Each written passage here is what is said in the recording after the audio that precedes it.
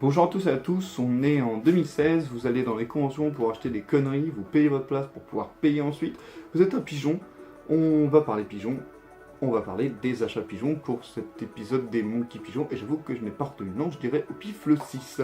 Donc un épisode spécialement consacré à Japan Expo dans cette volonté de couvrir la convention dans ses grandes lignes, à la fois d'un point de vue des achats et d'un point de vue du salon en lui-même. Donc je vous invite à regarder la première vidéo que j'ai mise en ligne, c'est l'épisode de IRL, c'est bien aussi, sur la Japan Expo, et on va rentrer en tout cas dans le vif du sujet, les achats pigeons que j'ai fait à la Japan Expo.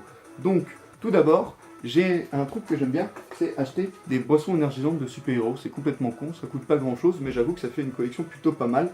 Et donc j'ai acheté, cette fois-ci, la canette de Bonk. Donc Bonk, la boisson énergisante que peut boire le scout dans Team Fortress 2, qui a exactement le même coût que toutes les autres boissons énergisantes, mais j'avoue que son design est plutôt pas mal avec la petite vanne de Valve. Maintenant, j'essaie de vous enlever ce petit éclairage, pardon. Maintenant avec de l'isotope radioactif, et donc elle va pouvoir aller rejoindre la collection. Donc ça c'est un truc, c'est mon délire, j'avoue que j'aime bien, je prends une petite boisson énergisante. Par contre c'est assez compliqué par contre de ne pas la plier dans le sac après.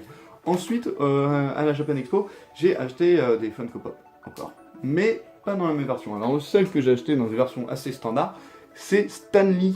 Stanley dans son petit costume rouge de super-héros, avec sa belle petite moustache. Donc Stanley, co-créateur de la plupart des personnages de Marvel avec Jack Kirby, un personnage assez important que vous voyez dans tous les caméos de super-héros, en tout cas de films de super-héros. Et quand on regarde la boîte, on peut voir qu'il est en plein de couleurs. Donc il est en rouge, en bleu et en tout or ou en tout argent. Donc voilà, Stanley. J'ai mon Stanley dans ma collection, je suis content. Après, comme j'ai acheté pas mal de Funko Pop, que je vous montrais la dernière fois, et que j'ai plus grand chose à acheter, en tout cas, je me suis dit que c'était un petit peu beaucoup, j'ai acheté autre chose. J'ai acheté les Mystery Box. Alors je sais pas si vous les connaissez, il y en a pas mal dans la Micromania, mais pas partout. En principe, si vous achetez une petite boîte comme ça, à 10 €, et dedans, en fait, vous avez une chance sur 12 d'avoir les figurines qui sont derrière. Et donc, en ouvrant cette première, parce que je re-shoot cette vidéo parce que je n'avais pas eu assez de batterie, malheureusement. C'est le problème de tourner sur téléphone. Et donc dans cette première boîte, donc pour les figurines de Batman Arkham, la série de Batman Arkham, j'ai eu le petit Batman dans sa tenue bleue. Alors ce que j'expliquais, c'est que la tenue bleue, ça ne me parle pas, à part le moment où on active sa vision du détective. Je ne sais pas s'il y avait une notion, en tout cas la vision assistée, et qu'il a cette tenue bleue, mais en tout cas la figurine est vachement belle, toujours en vinyle, et c'est toujours aussi agréable au toucher.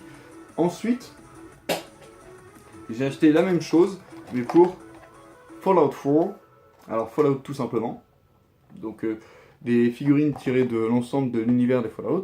Et j'avoue que ça m'aurait emmerdé d'avoir la T60 ou le Lone Endor, puisque je les ai déjà. Mais j'ai eu la chance d'avoir la mort, donc la petite mort avec sa mallette.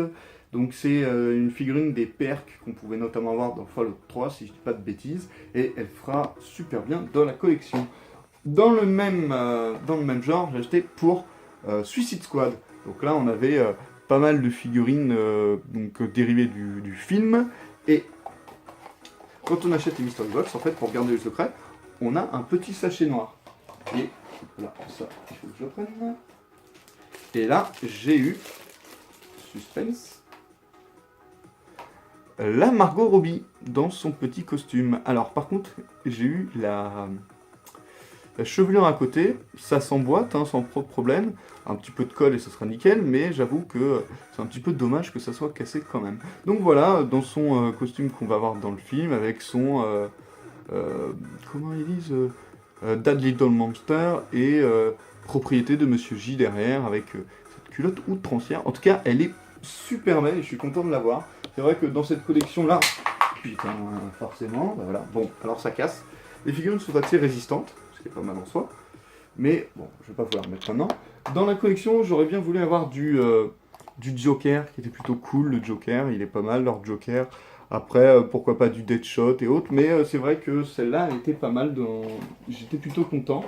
La dernière, cette fois pas de Funko Pop, c'est la même chose, mais pour les figurines de Team Fortress 2, parce que je suis un grand fan de Team Fortress, j'y ai joué pendant très longtemps, et du coup, j'en ai acheté une. Donc, Là, c'est un petit peu plus complexe. C'est qu'il y a une chance sur... Du coup, sur 12, c'est marqué derrière, pardon. Une chance sur 12 d'avoir le scout, donc avec sa fameuse bong, le soldier, le spy, le pyro, l'ingénieur ou la tourelle, soit en rouge, soit en bleu, puisque c'est les deux équipes. Et qu'est-ce que j'ai eu? J'ai eu le soldier rouge avec sa petite pelle. Hop là. Donc je vais peut-être pouvoir lui faire taper la tête comme dans le jeu. Je suis un grand fan de ce jeu, j'ai joué pendant très longtemps. Ça fait plaisir d'avoir le soldier. Donc c'est exactement le même que dans le jeu. Le car design est le même. La qualité c'est toujours du vinyle et c'est super chouette. Et ça ira très bien. Je pense que les 4 que j'ai eu en collection aléatoire, je m'en suis plutôt bien tiré. Hop là, hop là, hop là. Et elles iront très bien donc avec les autres Funko Pop. Avant de passer aux gros achats, il y avait pas mal de spots en fait de random bag, c'est-à-dire des choses que vous achetez un petit peu à la manière des box en fait, les heated box, tout ça. Et il y en avait des grosses que tout le monde avait acheté, des 35 à 35 balles. Et quand j'en ai vu 2-3 ouvrir, c'était vraiment de la merde. J'ai quand même acheté un tout petit sac en fait, un petit sac bleu avec dedans, c'était un putain de sac en carton avec une image imprimée sous Word, pixelisée dégueulasse, des fautes de français partout, accroché directement au sac, et c'était 10 € et pour des thèmes différents. J'ai pris le DC Comics et donc j'ai eu ceci, une boîte de crayons de couleur qui certes est jolie, mais c'est quand même des putains de crayons de couleur. Et si je le retrouve, si je ne l'ai pas acheté de rage,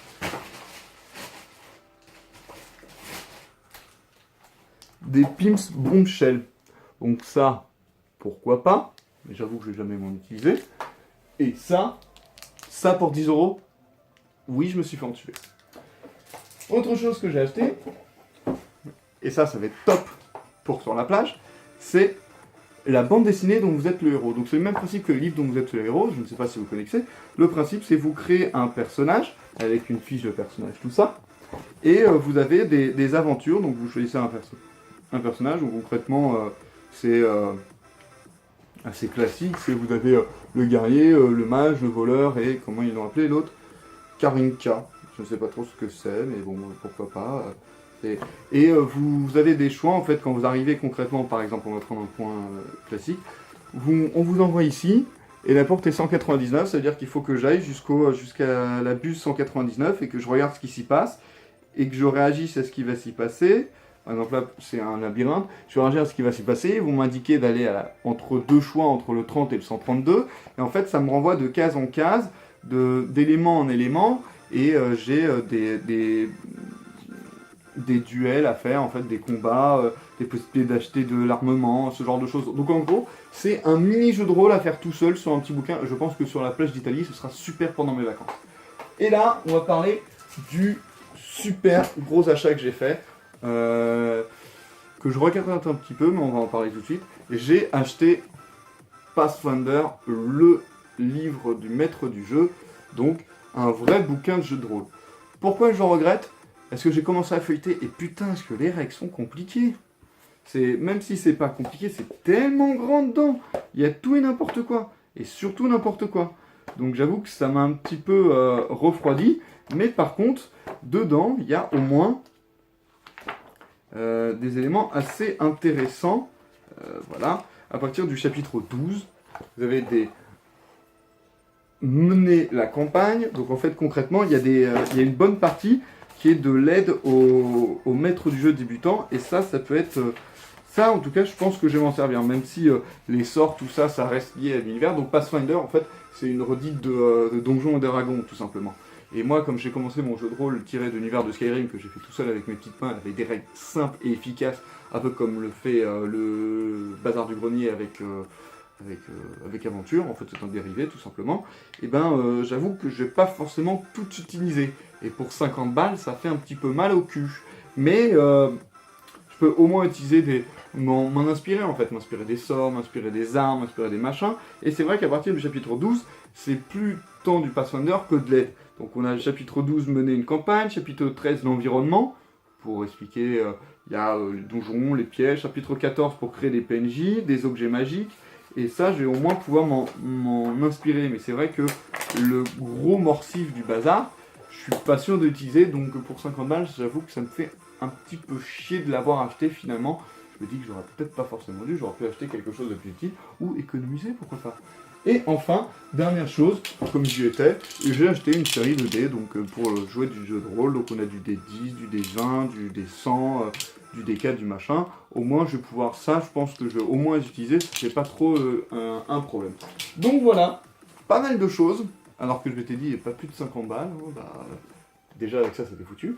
Je sais pas combien j'en ai eu, si je fais les calculs vite fait, j'ai eu 10, 20, 30, 40, 50, 60, 110... Ah oui, quand même. J'en ai au moins pour 130 balles, là. Je vais peut-être un petit peu exploser le budget. En tout cas, si la vidéo vous a plu, vous m'envoyez un avis, et je vous souhaite une excellente journée, et à une prochaine fois, ça me fera un plaisir de vous accueillir dans Ascarquet. Salut!